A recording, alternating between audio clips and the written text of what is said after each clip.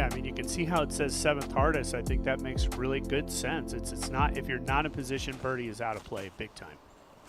This is kind of a little left of ideal, but still very doable for Paul. It's a little more dangerous. You don't want to be on the inside and take the big kick. He did not commit to this, and I think fortunate to hit a tree. All the fun we're having with the picks. Just a comment and continuing on Ricky. Nice. And what a huge putt here from Paul. It's so disappointing for Ricky, honestly, man, just to miss that tee time. But Paul, he's in it to win it with the big birdie putt on 2. If you hit the fairway, you don't have to worry about that. I think it truly is. Brewster is one of the best courses for variety.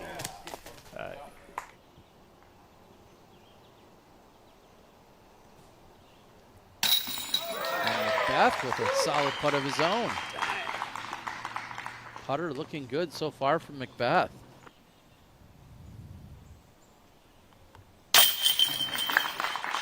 Putter looks good for McBeth still. It's 4 in a row.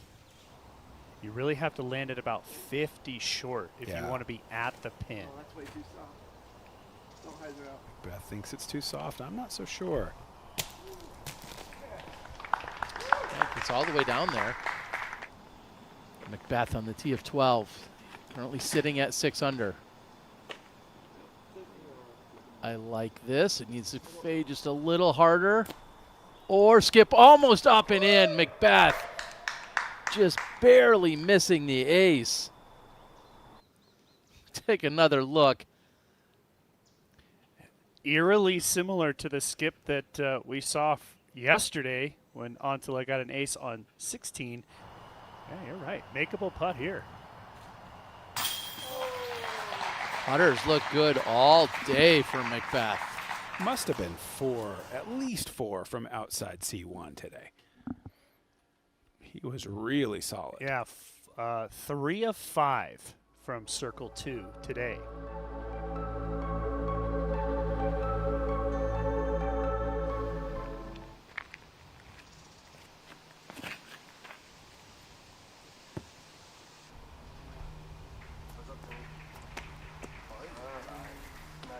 Just outside of bullseye for McBeth. Close shave America, close shave Barbasol.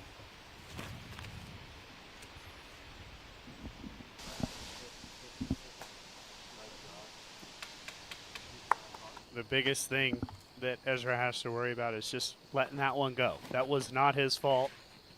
Sometimes that just happens on these courses and you have to move on. Picture perfect from McBeth. Sometimes get in his way. He's one of the best throwers in the field for sure. It's always been the putter that's been the problem for Gossage. And this is a good one from Paul. Can that bounce in? Wow. Great. So Paul has a line to the basket. Is it up high enough? It just barely gets in. Now he also is a co-leader. McBeth. Again, McBeth become co-leader with Paul Kranz. McBeth to get to 18, become co-leader. Yes! Paul McBeth to 18 under, tying Radalin. Pitch up to the basket. Looks like he'll be securing the par. McBeth worrying about the backswing, or should have been at least. And that's close, but obstructed. McBeth to get to 19 under. Looks like he's got his window. McBeth gets it.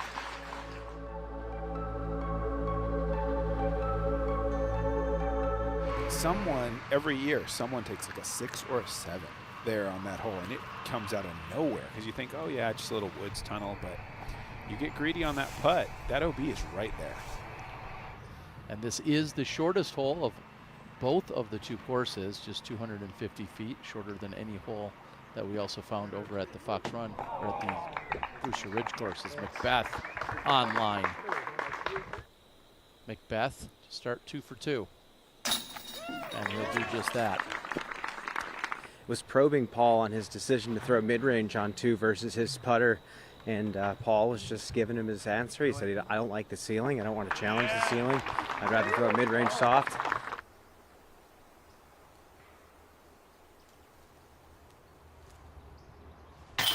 And McBeth starts out 3 for 3 and ties for the lead. He went bogey on 16 and 17. He was at 10 with 4 holes to go. And McBeth is going to park it. If it sits down, is it going to curl back? It does. Wow, that is so close. He's buying us all dinner if he doesn't birdie this. What a break. What a break. That is the OB line, that little old foundation. If he's any higher, that's out of bounds. Hits that and trickles right back to the basket. The third one by less than a foot. Less than a foot. Especially on this hole. Yeah, as dry as I've seen it for sure. Over the years, I have not seen it this quick down by the green. Oh, this is going to be really high. Is this going to be low enough for that hill to save him? It hits, it rolls back in bounds. Oh, and it's getting closer. And it's rolling toward the pin. Oh, my goodness. There's your argument for staying aggressive. It's a hard riddle to crack. And to complete my thought from earlier,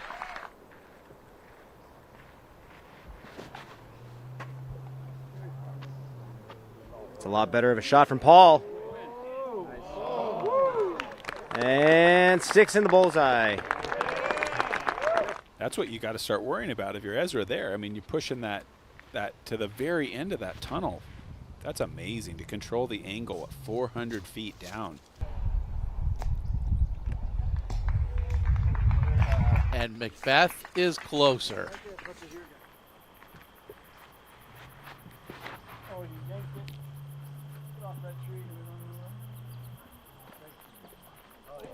immediate talk out of his hand, knowing that he had to miss one tree, and he's going to be nearly in the bullseye.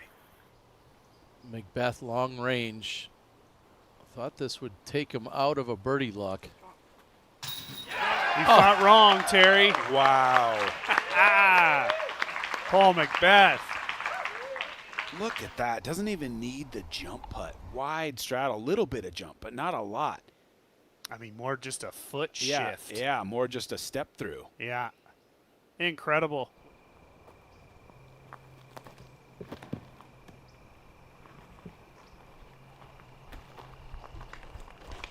Really controlled, smooth run up, minimizing the chance of that footing impacting him.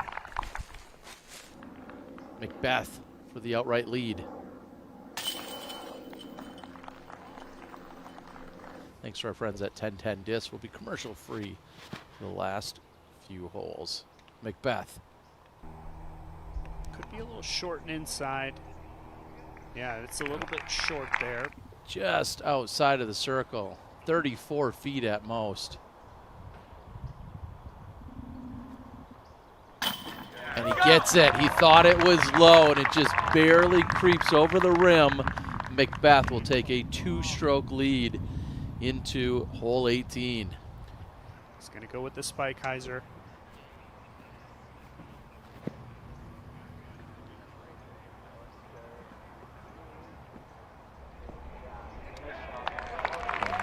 Safe, but somewhat short. It's obviously within putting range, but you'd like to see him put a little bit more on that.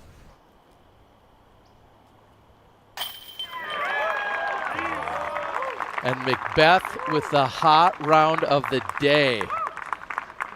12 under for Paul McBeth.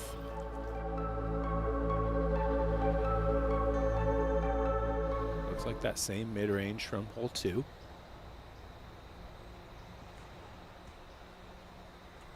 That looks nice. Can it slow down?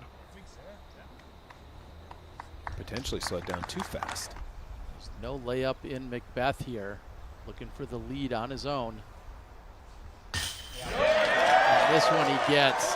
So the most difficult putt that he has of the 2 or 3 holes he's played, this one he cashes in. That probably takes his circle 2 putting to 70%. Of every player in the top 10, Paul has the worst score through 5 holes.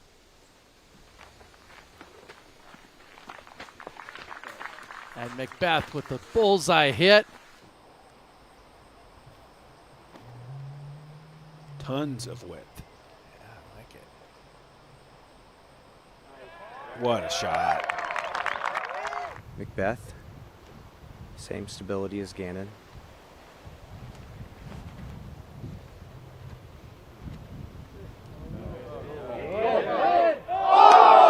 Hits the base. Rolls to 20. He's okay. Putting for birdie. But good bounce back. It's a tough position to be in, you know, where Burr and Robinson find themselves, where it's really, oh, wow, that was so close. Did it hit the I basket, kind of actually? think it was the cage. Yeah. Okay. I think Paul really has to dig deep here, push back those demons of some failed final rounds. He's got to just make good shots.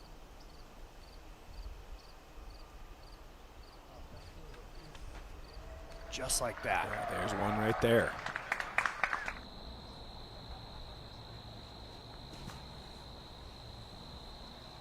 Much lower angle coming in for McBeth, but it's on the left side. We'll have some obstruction. Oh, boy. wow. Yes, Paul parked. Still got to pop it in, though. To overtake Radalin as your leader. McBeth, 37 under.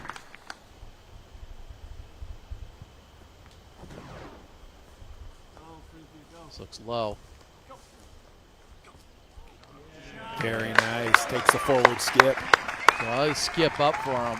McBeth is looking at likely having a 2-stroke lead going into the final 2 holes. And we're down to our final card.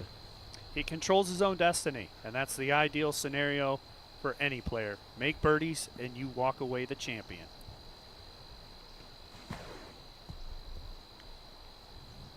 How close can McBeth put this?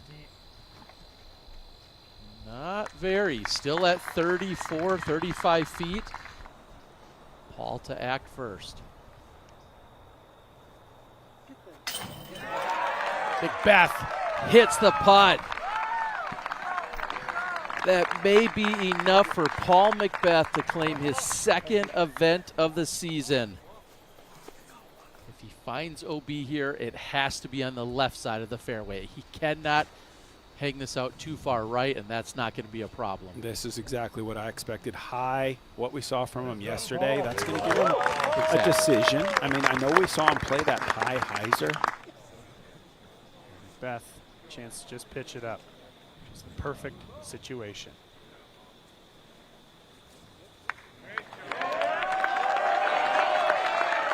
Victory formation for McBeth. This will toss up next to the basket. Another great charge from Gannon Burr, just like we expected. You cannot keep this guy down. It's going to come all the way back to 2nd place. For the 2nd time this season, Paul McBeth, your champion here at the Green Mountain Championship. Your 2025 Discraft Green Mountain champion, Paul McBeth.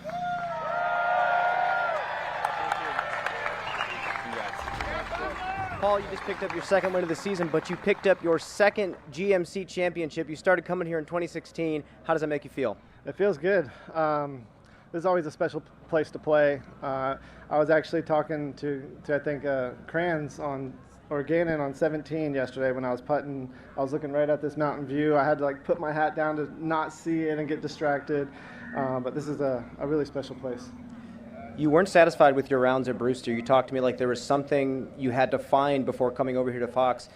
What did you find and how did you find it? Just some timing cues.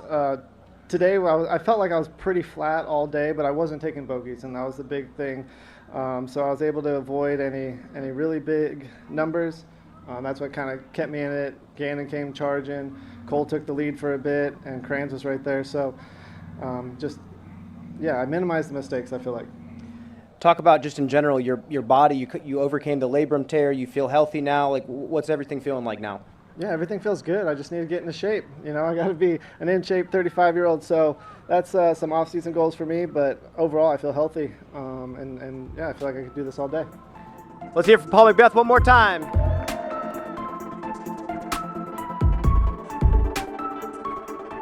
Thanks for watching the disc golf action right here on YouTube. Smash that like and subscribe button to get more disc golf content baked into your algorithm.